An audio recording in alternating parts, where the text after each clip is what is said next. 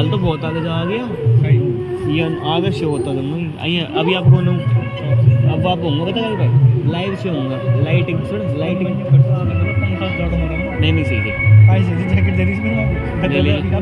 अरे झाड़ ला के कोई थोड़ी देर एडजस्ट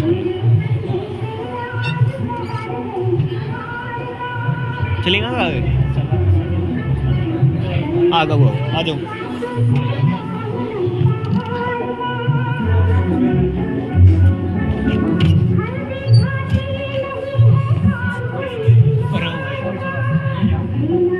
और सीमा भी जा सीमा भी अकेली बैठी जा भाग अरे अकेली बैठी जा यार 5 ओवर चले जा 5 ओवर चले जा पीछे हो जा देख शॉट बटन हो जा मैंने पीछे सो था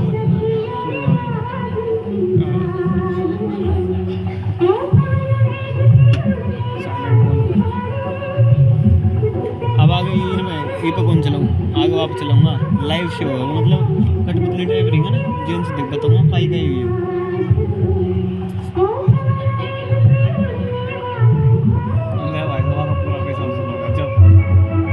अरे हाल तो आगे और भी शो से बढ़िया बढ़िया बहुत लंबो चले हुआ नो स्पोकिंग।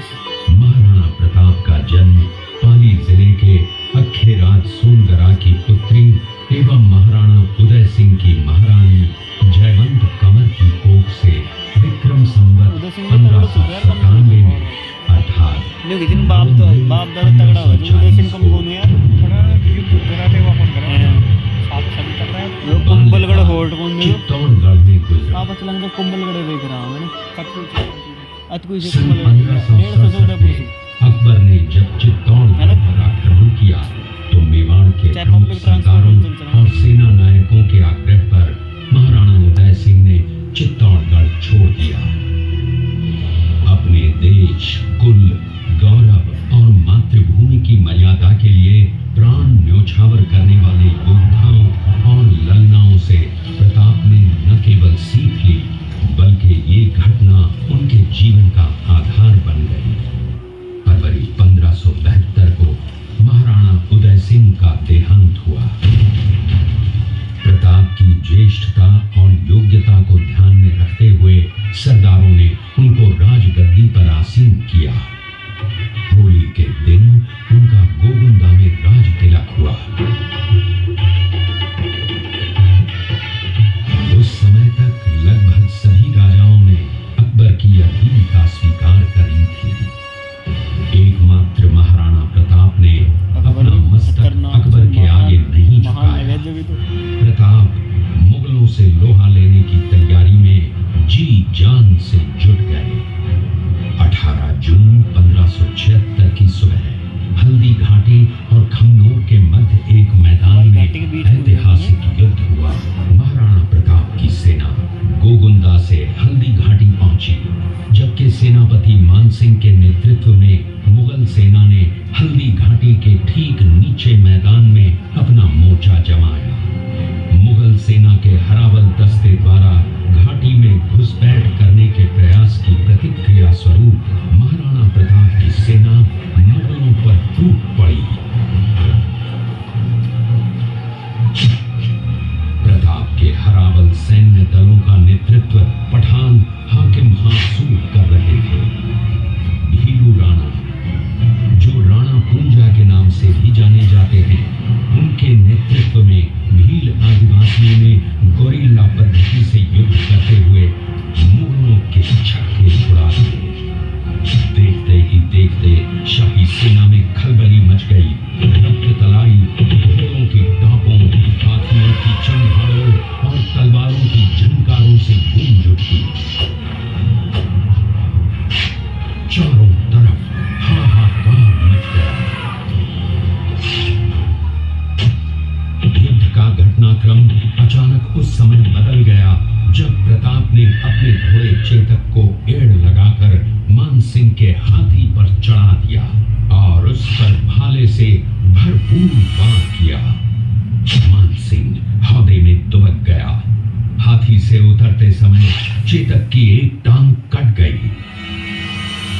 इस स्थिति को भांपकर महाराणा प्रताप के धमशक्ल सेनापति झालामान ने महाराणा प्रताप से आज्ञा लेकर उनका राज मुकुट धारण किया। मुगल सेना झालामान को महाराणा प्रताप समझकर उन पर टूट पड़ी और झालामान शहीद हो गए। उधर चेतक ने अपने स्वामी को 5 किलोमीटर तक 3 टांगों पर ही लेकर एक बरसाती नाले को पार किया। उसके पश्चात उसके प्राण पखेरु उड़ गए। इस युद्ध से महाराणा प्रताप के मन पर गहरा प्रभाव पड़ा। परिणाम स्वरूप उन्होंने मुगलों पर विजय प्राप्त करने तक राजसी ठाट बाट छोड़ने और पत्तों पर भोजन करने का प्रण लिया, जिसे उन्होंने जीवन भर निभाया।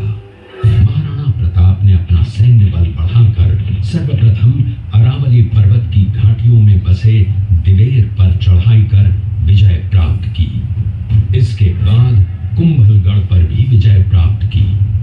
सिर्फ चित्तौड़गढ़ को छोड़कर सारे मेवाड़ को अपने अधीन कर लिया। कालांतर में महाराणा ने चावंड में अपनी राजधानी स्थापित की।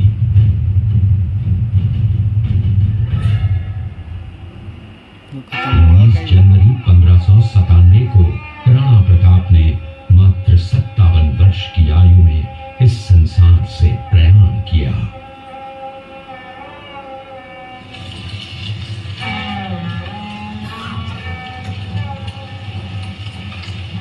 हल्दी घाटी का युद्ध एक सांप्रदायिक युद्ध न होकर आत्मसम्मान, मातृभूमि की स्वतंत्रता व स्वाधीनता का संघर्ष था। इसका प्रमाण ये है कि जहां पर अकबर की सेना के सेनापति जयपुर के राजा मानसिंह थे, वहीं पर महाराणा प्रताप की सेना के सेनापति काबुल के हाकिम खां सूर थे। महाराणा प्रताप स्वतंत्रता की वेदी पर एक ऐसा अंगारा था जो आत्मसम्मान व देश गौरव के लिए दिन रात जलता रहा, धड़कता रहा और अंत में बुझकर भी उसने देश में ऐसा लौह भर दिया जिसकी प्रखर किरणों ने भारत माता को गुलामी की जंजीरों से मुक्त